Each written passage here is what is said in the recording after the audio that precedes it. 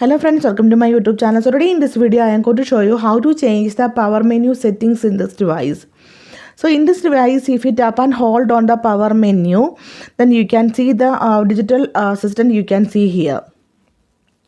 Okay, so if you want to use the power menu option, that means if you want to switch off, restart in this device, tap on the power button and the volume up button, you can see.